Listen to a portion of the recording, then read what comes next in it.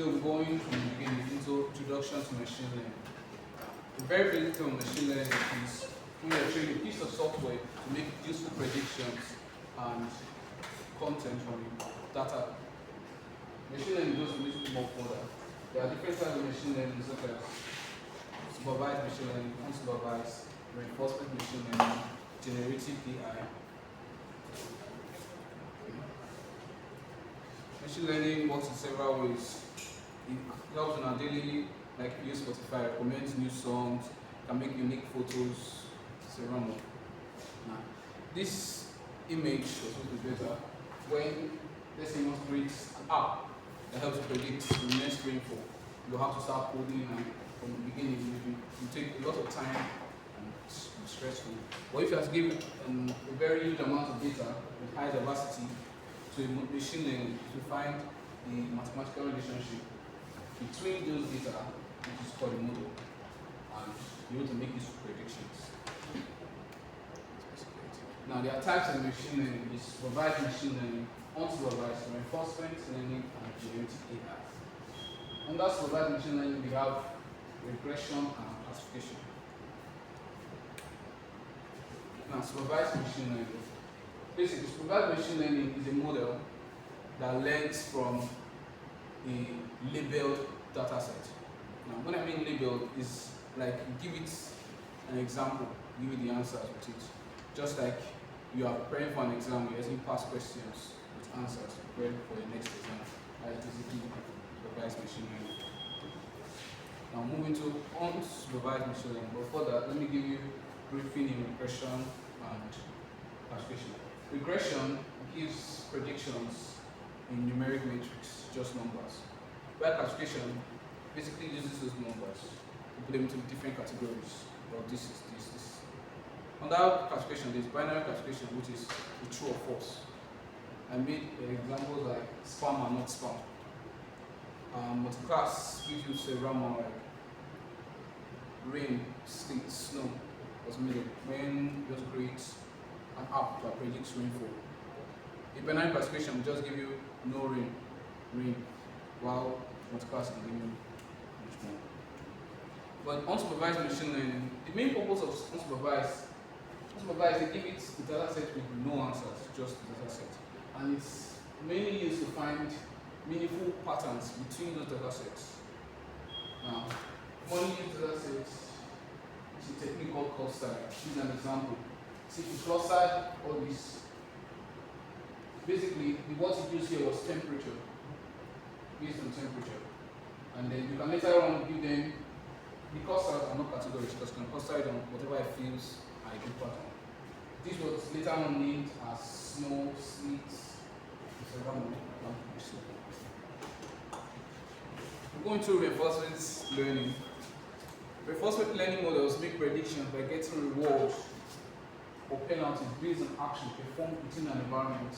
This is mainly used in training, computer software, and robotics. An environment is anything they interact with. Now, I'm going to use the example again that Mr. Ahmed gave when a robot wants to pick up an orange. Tries picking it up at first, but not with enough force. It falls down, tries again. It maybe uses too much force. Tries again to get around the right amount of force. The best strategy for getting most results. Let's find that. Now, a good example of that is AlphaGo. AlphaGo mastered the ancient game of Go, defeated the Go World Champion, and inspired a new era of AI systems. We move into generative AI. Generative AI is a class of models that create content from user inputs. There are examples: text to text, text to image, text to video, text to code, text to random. It also make unique images that never been created before. We're going to supervised machine learning. There are core concepts in supervised machine learning. There's data, model, training, evaluating, and inference. We'll go over them first and just show you the potential of self. Now, data range from facts, statistics, number, algorithm, images, audio, several more, and without like the main thing of machine learning. Data set characteristics. To get the best data set, you need a data set that is enormous and high diversity. You need something. I'm going to make an example when you make an app that predicts rainfall. You may give it a data that has the data for just July, but 100 years. It will be difficult to make a prediction, to use that model to make a prediction on January, because the temperature difference between them is different. But you may not give it a model that has all the years, but just 5 years. It has all the months, but just 5 years. It may still be difficult. So it's best to give it a huge amount of data and very high diversity, like the best data you can actually give it. These are those. Then this is ML model. ML model is the machine learning. Is the mathematical relationship between the future and the label. The label is what you're trying to predict. When I said the label example answers the what is using to find that. Future is selected from the data. What it finds is meaningful to make that prediction. Select them. That's what's called the future. And this is an example of it. This is a label example. It makes the prediction, then measures it with actual and takes its model, and you can get a prediction that's much more closer to the actual value in label. Now, evaluating, how do we see that? Uses a trained ML model to predict the value from a given data set with the labeled example. Now this one, you have trained it, and now you just give it the future without the label, without the answers. And then you see prediction. You are the one now comparing the predicted values with actual values to see if the model has actually learned. Are you following me so far? In evaluating, after you have trained the model, you give the model just the futures without the label, and then you compare the predicted values to the actual values to see if it has learned. This is before when I explained the model, before the model was not doing it, so now you are checking that it's actually learned. Now, once satisfied with the results from evaluating the model, you can now use the model to make predictions or to infer with label examples. You can now use it to actually create those couple. I can predict rainfall. Go into linear regression. Now, linear regression is a statistical technique used to find a relationship between variables in ML concepts. Find a relationship between the future and the label. Formula represented there is W0 plus R1 x1 plus W2 x2 as much as the data they give me that I put in the xn. So we are going to explain this more.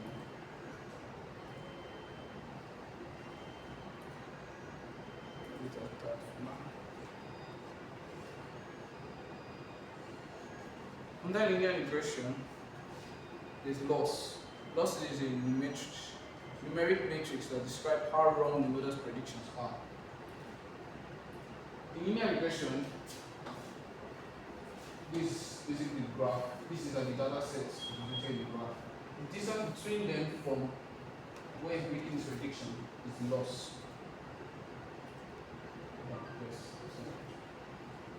That's basically loss in linear regression. Now, thus, there are methods for calculating loss. When you're calculating loss, an example, if it gives you the actual what's supposed to get is 5. Yes. But let's say what it's supposed to get is 3, but it predicts 5. That's now 3 minus 5. When I said it takes the actual and compares it to the predicted. 3 minus 5 is now minus 2. Now that's the difference between the actual and the predicted. That's loss. Now instead of minus 3, I'm going to write 2 as a different distance. Now this is where calculating loss removes this sign. That is what I'm explaining. common method of calculating loss removes the sign. Now there are two common methods of removing the sign. That's to take the absolute value of the difference between the actual and the predicted, what I said just now. And to square the difference between the actual and predicted values, I will show you the formula. This is the formula for calculating loss. Now there's L1, mean absolute error, L2, mean squared error. L1 is actual value minus the predicted value, while mean absolute error is basically actual minus predicted all over n number of the data set. L2 is squared. Thank you. Actual minus predicted is squared. Mean squared, actual minus predicted squared over n. So definition.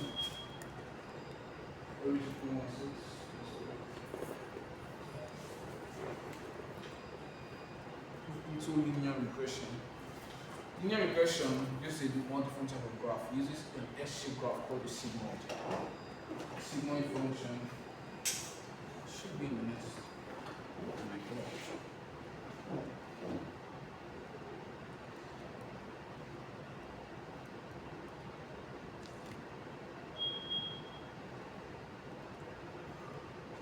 Linear regression uses an S-shaped graph to calculate it. It's mainly between a range of 0 to 1. I think the graph is somewhere over there. Now, in linear regression, there's an outliner. Outliner is a data point that significantly differs from the observation in the data sets. Put the graph there. Yes. This is an example of an outliner. All the other data sets are in this range, but an outliner significantly differs from one rest. The model trained with MAE, mean absolute error, is farther away from data sets than a model trained with SME, which is Read that word. the model trained with mean absolute error is further away from the outliner. Read the last word. It's further away from the outlier. Go back to your previous slide. I corrected this thing when you presented it before, and you brought it into your final defense.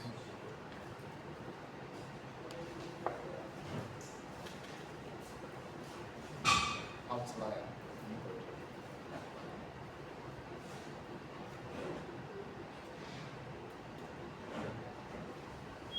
Now this is an example when it's made with a mean squared error. When it's trained with mean squared error, you see it move a little bit more closer to the outlier.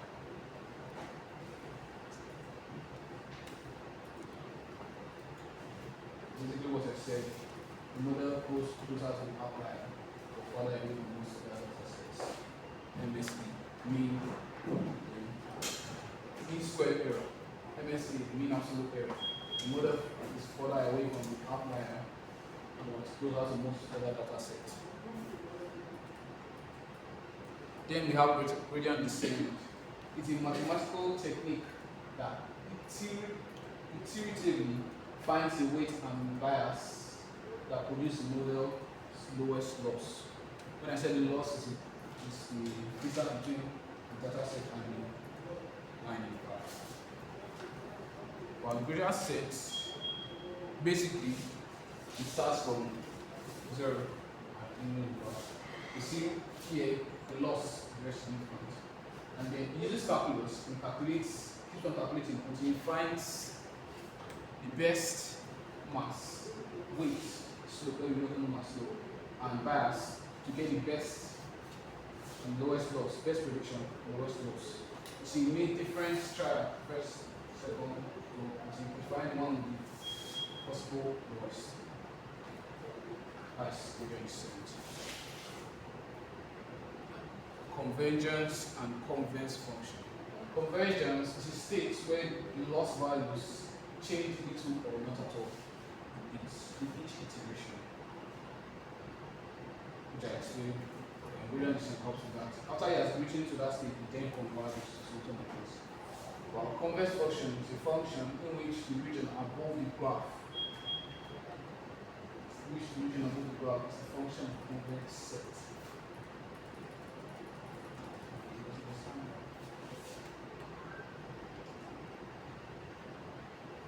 Now we have linear regression hypermeters. Hypermeters are different from our normal meters, which are the weight and bias. Hypermeters are variables that control different aspects of the training. Hyperparameters, and the learning rate, batch size, and equal.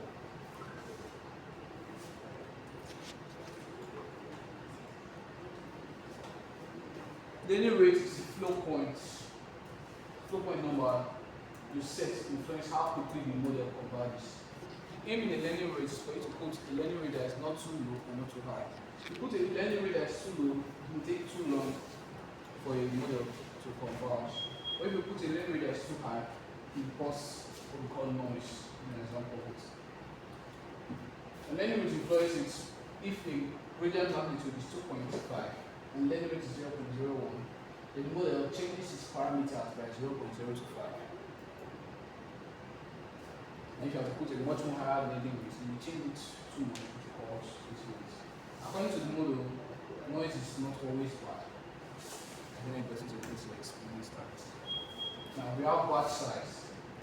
Batch size in hyperparameters are referred to the number of examples the model processes before updating its weight and bias. And there are two types of batch size. There is the stochastic gradient descent and the mini batch stochastic gradient descent. Now, the stochastic gradient descent randomly picks one example and updates its weight and its bias. Takes another example and updates which will not cause this little noise you see here. While for mini batch randomly picks between this SGD, standard abbreviation rate, is more than one until the full batch. An example is internal set of 1000. It groups it, let's say it groups into 10 each. That is 100 mini batch.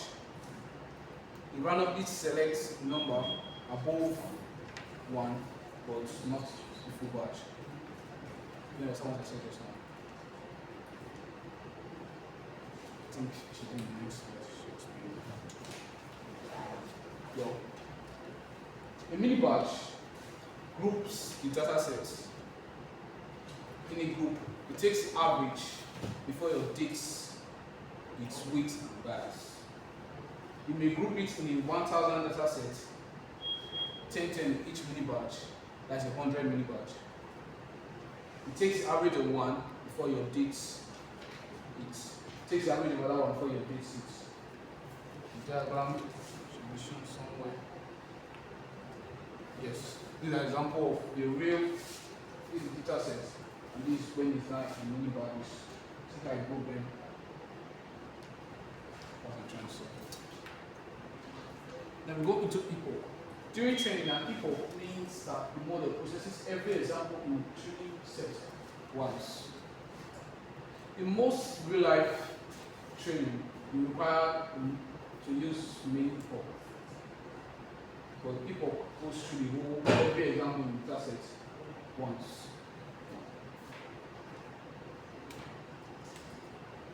Now, we go into logistic regression. This model introduces a new type of logistic regression, called logistic regression, designed to predict the probability of a given outcome. The one we did earlier was just giving us numbers. This one gives us a probability that this will happen, that will happen. Now, this is what I explained earlier. Logistic regression uses a graph called sigma. What we are using here, if you want to calculate if an image is spam, using that example for most of the ones here, we'll use a filter called spamming words. Spamming words are words that trigger the spam filters, such like 100% free, urgent. You check your image spam, you see a lot of spams there. Now, in some occasions, it's better for you to let it spam into the inbox than for you to keep a legit email into spam. Depends on what you're training your data set for. Now, logistic function has a formula of f x equals to L all over 1 plus b minus e x minus x naught. If we are able to yes. Standard logistic function, also known as similar function, sequence x shaped, has the formula of fx equals to 1 over 1 plus e is power minus x. The formulas are the same because if you see a logistic regression goes from 0 to 1. The values are always 0 to 1, where 1 is found and 0 equals to not found. Formula x naught, that means x naught will always be 0. Wait, starts from. So let's say 0 minus x is still x. Now this k at the outside is 1. I don't think I explained to you why it's 1, but 1. Then x times k, which now give you minus x, which is the formula that is shown over there. Now, as the curve approaches 0, the x value increases towards negative infinity, and as 1, the x value increases towards infinity, positive infinity, just infinity. So this is an example. It never actually reaches 0 or 1. 0.999, the other one is 0.001.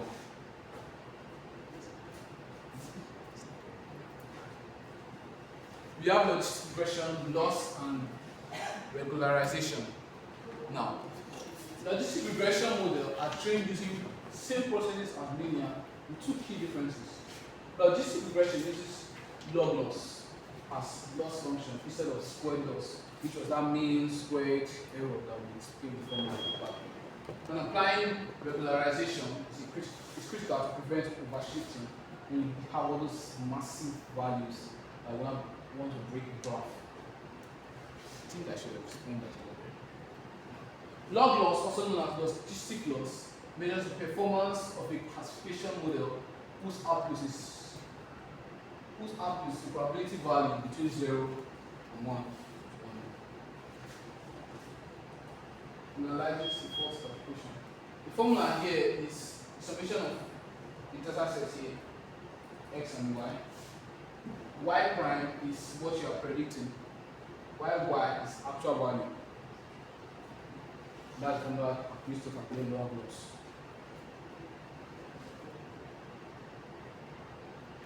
Please give me your attention. Now, in regularization in logistic regression, there are several, but we will be using L2 regularization and any stopping.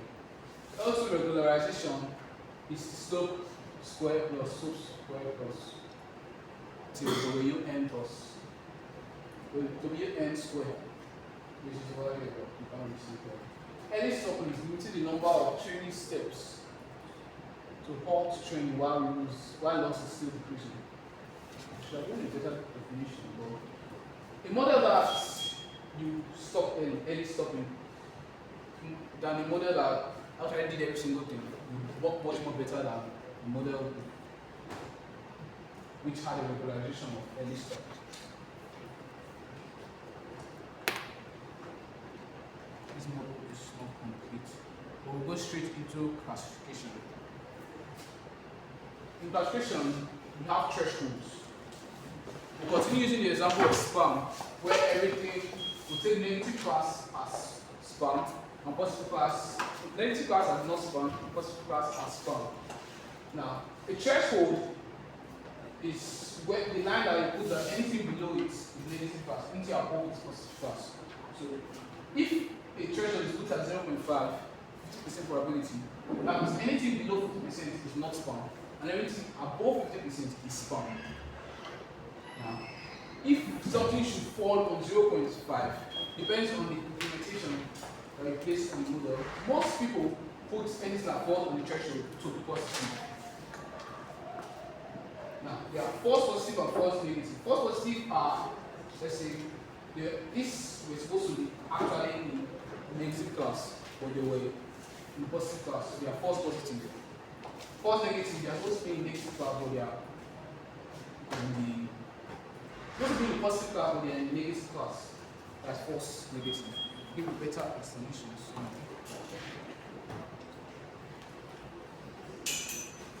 Now, basically, confusion matrix tells you how well your model performed. Tells you how well your model performed.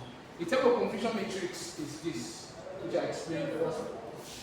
In the diagram of confusion matrix, the diagram like this is always what you did right. In every other aspect is what you did wrong.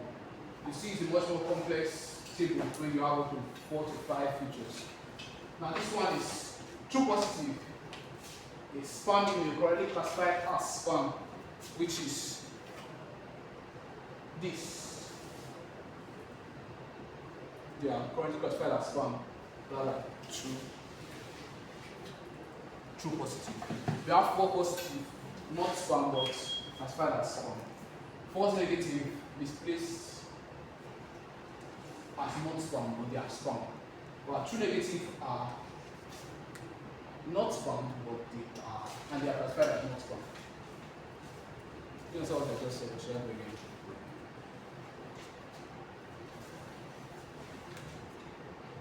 Now, under classification, we'll be going to 3 different things, 4. But you're going to accuracy, recall, and precision. And that name for recall is true positive rates. We're also doing 4 positive rates, false positive rates. Now, accuracy is proportional to all classification that we correct. That is correct classification, all about total classification. Formula represents here true positive plus true negative, ITTP. While true positive rates proportional to all actual positive that were classified as positive. Correctly classified as positive all over all actual positive. No, false negative are actually positive, but they are mistakenly put as negative. That's formula by it. We're going to false positive rates. It's proportional to the actual negative that were classified incorrectly as positive. False positive rates. False positive rates, they are proportional to all the actual negative that were mistakenly classified as positive. They are actually negative. Now, incorrectly classified as actual positive all over all actual positive. Then we have precision. Precision is proportional to all the models positive classification that are actually positive. Correctly classified as positive TP all over everything classified as positive. The difference between that is that true positive rates did everything that was all actually positive. That is using what the label, the one that was actually positive. All over one, but this one is everything that the model classified as positive. We need to calculate the precision of the model. Now, when to use this? Use accuracy, use as a rough indicator of a model's training progress or convergence or a balanced data set. True positive rates used when false negative are more expensive than false positive. I give an example that sometimes it's better for an email to go into not spam than for you to take the email that is legit into spam. That's why most times it's not advisable for you to put your threshold from 0.5% likely. False positive rates, when false positive are more expensive than false negative, and precision used when it's very important for positive predictions to be accurate.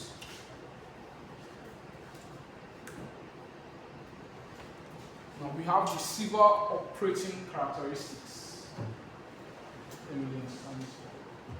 The ROC code is a virtual representation of the model performance across all thresholds. Now this is done by calculating the true positive rate and the false positive rate of every possible threshold. Now, an ideal model will have an AOC of 1.0. An AOC is under an area under the curve. That's what AOC is. this will be represented as 0.1. That's an ideal one which has a true positive rate of 100%, a false positive rate of 0. Now, under the graph represents probability that a model, if given a randomly chosen positive and negative example, will rank positive higher than negative. My own understanding on under the graph curve is used to tell you, is mainly used to compare two models to see which one is more better. Give a graph representing that. So, in more concrete terms, a spam classifier is an AOC of 10 always assigns a random spam email as a higher probability of being spam than a random legitimate email, irrespective of where the threshold goes. Now, this is what I said. An AOC with the red dots curve is greater than an AOC with the blue dots. Where the AUC, where the AUC is 0.9 in this one. So you see this one is much better than this. So if you decide to, if you want to choose a model between, let's say, random forest and linear regression, you pick linear regression. Let's say this linear regression, this random forest. Pick this linear regression.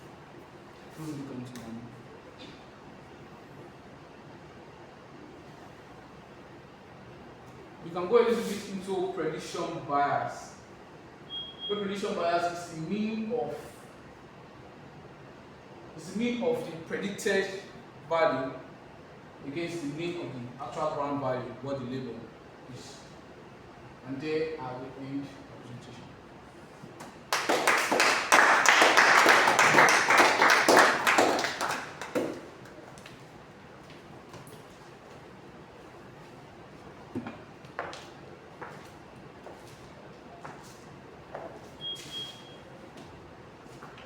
Hi everyone.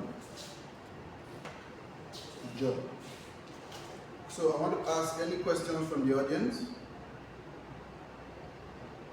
Right, Divine, your question.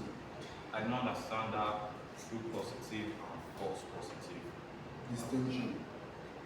Okay. The difference between true positive, false positive. True positive are the ones that are positive and the label got them correct that yes, they are positive. Predicted that they are positive. Well, you said false positive, right? False positive are they are negative, but the label said they are positive. So it's the same for false negative and true negative. Right? Let me show you in what I put.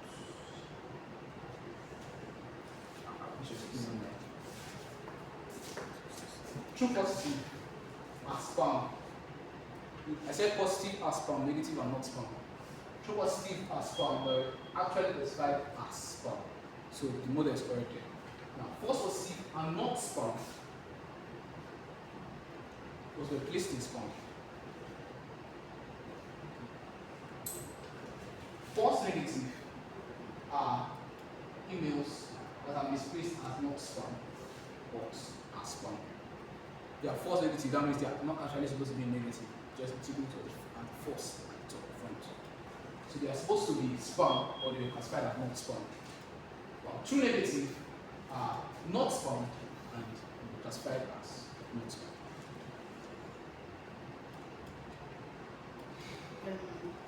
Now something you explained about, I don't know what you call them, but like when they didn't touch the line, it was a graph.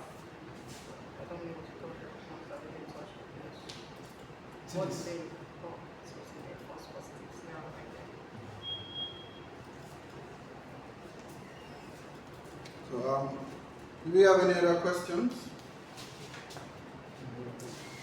All right, thank you, Divine and Jemima, for your questions. Very wonderful questions. I'd like to ask a few questions of my own. And I'd like to invite some members of the audience to assist me with answering these questions. So let me call on Success. Success, please step out in front of the camera. Thank you.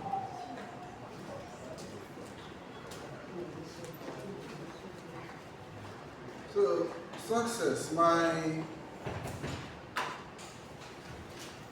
very eloquent speaker has been trying to tell us about linear regression models and logistic regression models. What area you think linear regression models will outperform logistic regression models? What kind of tasks?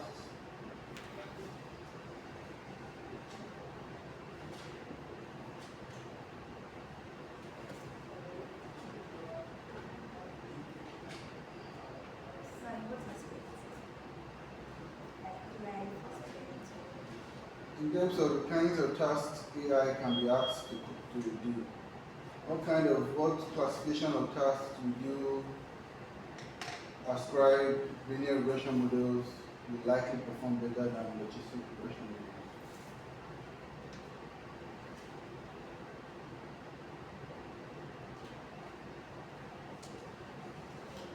Basic regression model is the one that uses true and false, right? No, not classification, but general binary classification, right?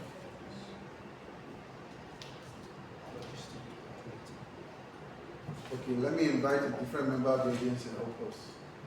Isaac, step up. Quickly, because we are running out of time.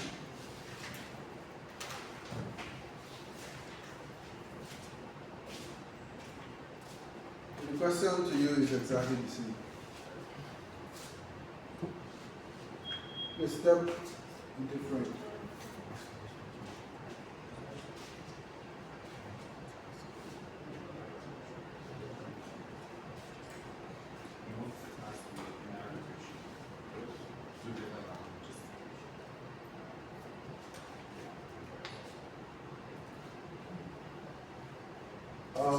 Speaker, can you answer the question? The example I gave linear regression when you're calculating the amount of rainfall. Okay. Which regression only calculates for the possibility of certain output, so you cannot calculate the amount of rainfall. So, regression task versus calculation task. That's what it's mean. Linear regression now give you the amount of rainfall, while logistic regression calculating rainfall, its chance of rainfall is 60%. So linear regression works better in calculating the amount.